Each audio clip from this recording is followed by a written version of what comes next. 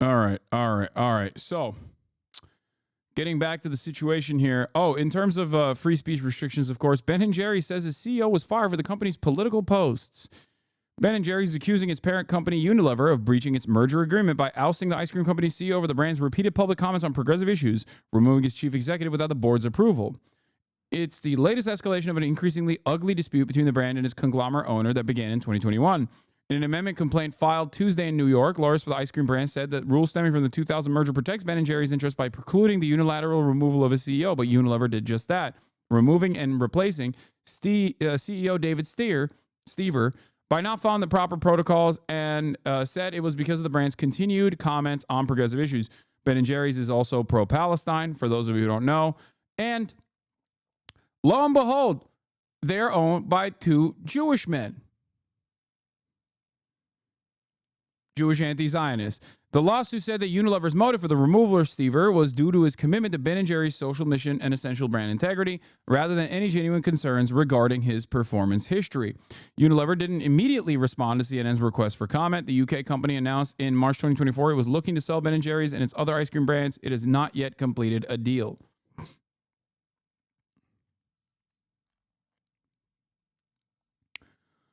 Tuesday's complaint is the latest in a string of them against Unilever for attempting to silence the ice cream brand on social media. In January, the company alleged that Unilever unilaterally barred from a post referencing abortion, climate change, and universal health care because it mentioned President Donald Trump.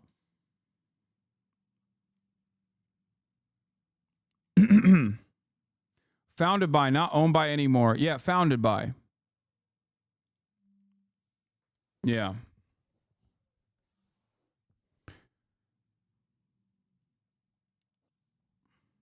And they've maintained the brand's mission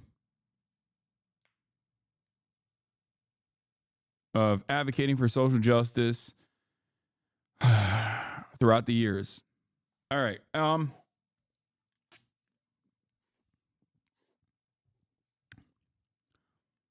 Great stuff overall.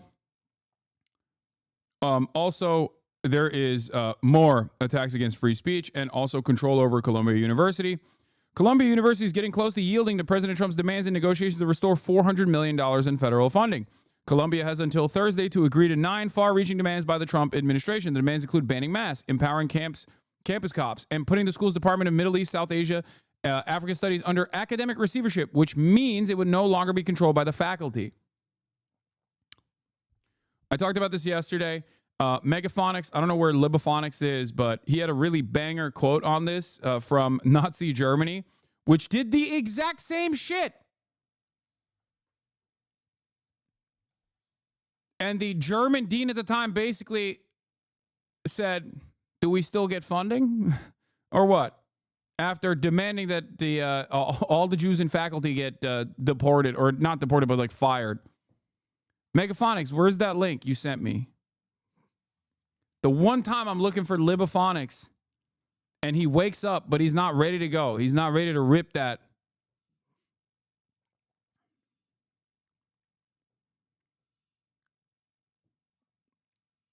Anyway. More like Magaphonics.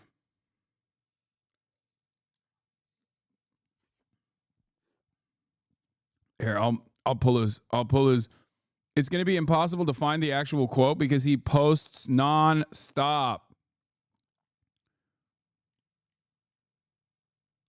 Look at this. This is only from like a couple days ago. How am I going to find it? Yep, this is it. Yeah.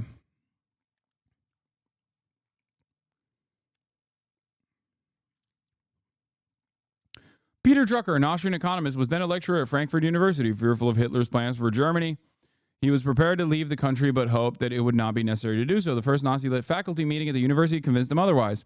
Frankfurt was the first university the Nazis tackled, precisely because of the most self-confidently liberal of major German universities, with a faculty that prided itself in its allegiance to scholarship, freedom of conscience, and democracy. The Nazis knew that the control of Frankfurt University would mean control of German academia. And so did everyone at the university. Above all, Frankfurt had a science faculty distinguished by both its scholarship and its liberal convictions, and outstanding among the Frankfurt scientists with a biochemist, physiologist of Nobel Prize caliber and impeccable liberal credentials. When the appointment of a Nazi commissar was announced and every teacher and graduate assistant at the university was summoned to a faculty meeting to hear this new master, everybody knew of a trial of strength was at hand. I'd never before attended a faculty meeting, but I did attend this one. The new Nazi commissar wasted no time on the amenities. He immediately announced that Jews would be forbidden to enter the university premises and would be dismissed without salary on March 15th. This was something that no one had thought possible despite the Nazis' loud anti-Semitism. Then he launched a tirade of abuse, filth, and four-letter words, such as had been heard rarely even in the barracks and never before in academia. He pointed his fingers at one department chairman after another and said, "You either do what I tell you or we'll put you in a concentration camp." There was silence when he finished. Everybody waited for the distinguished biochemist physiologist. The great liberal got up, cleared his throat, and said, "Very interesting, Mr. Commissar, and in some respects very illuminating. But one point I didn't get too clearly. Will there be more money for research in physiology?" 1-1. 1-1. The exception is it's not, Jews across the board. That's it. 1-1.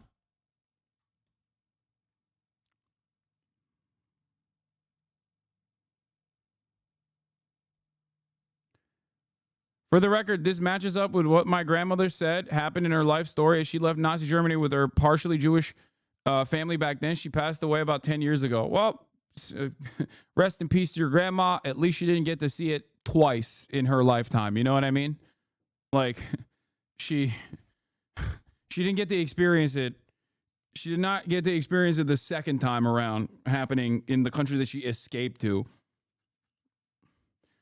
You say Jesus, but like, that's literally, you're living in it. What do you mean, Jesus? You're living in it right now. It's happening to you, dumbass, and to me, to all of us.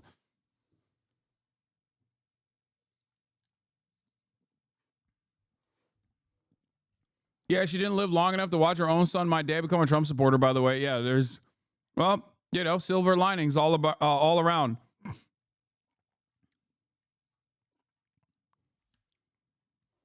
That's dark as hell. Wake the fuck up. We are living in dark times, okay? When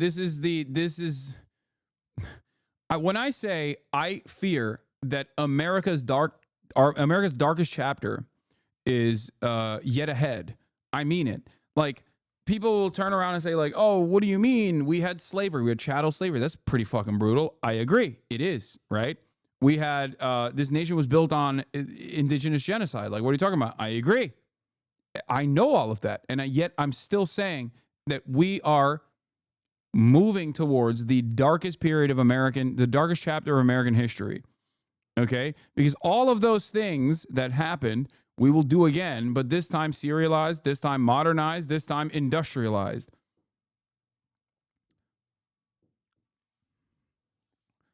The current administration has even more tools at its disposal to do a metric ton of evil.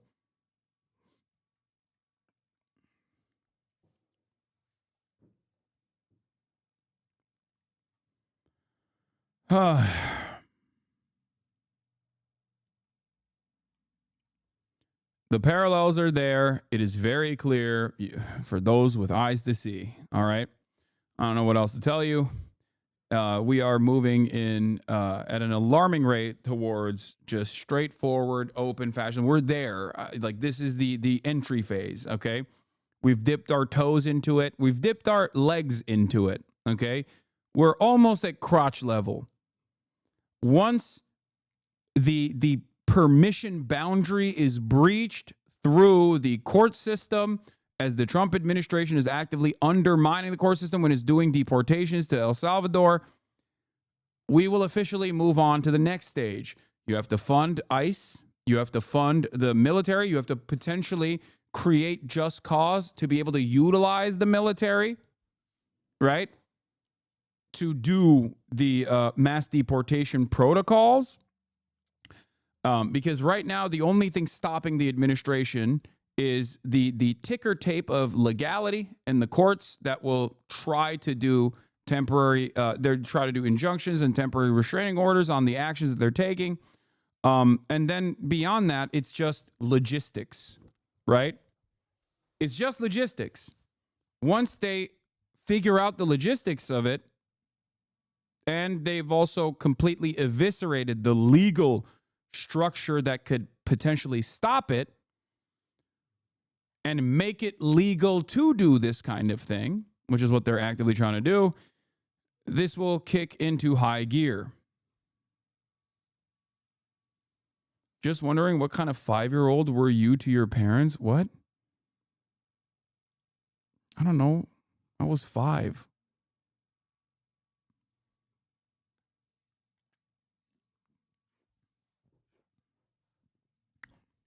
That's a very strange question.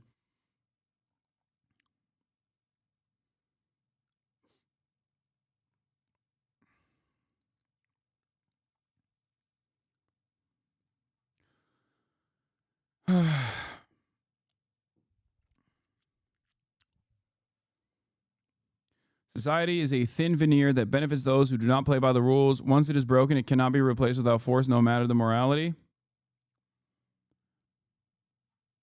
Anyway, we're here. News on the Mahmoud Khalil case. The judge rebuked the Trump admin. This case, the Mahmoud Khalil case, I think, is perhaps the most significant legal case of our time.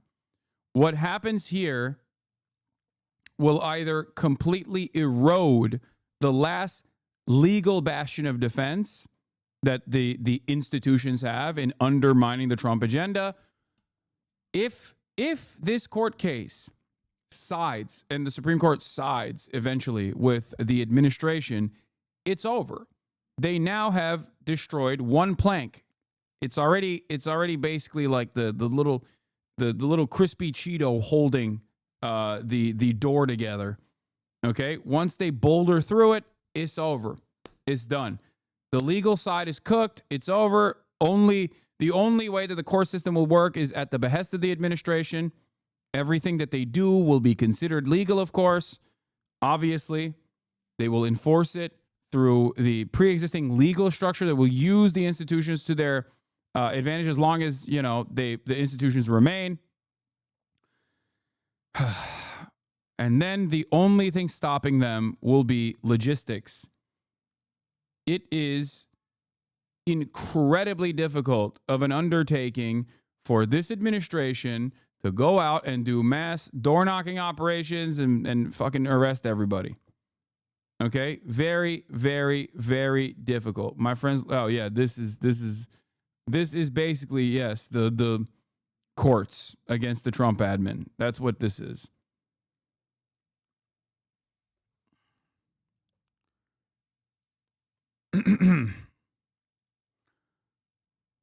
Now let's get back to foreign policy. Dude, I doubt this affects any citizens. No way Republicans go after free speech of citizens. We would revolt in the U.S.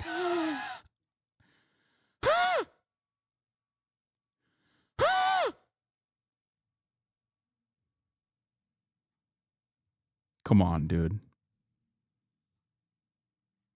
Bro, this is so funny.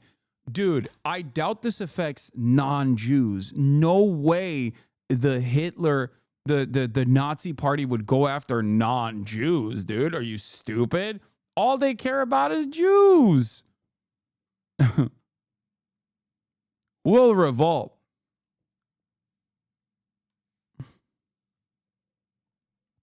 It's a good joke. No, dude, they're just going after trade unionists. They're just going after communists. They're just going after socialists. They're just going after Jews in academia. They're not going to come after me. What? Just stop. They would never do that. Come on. Come on.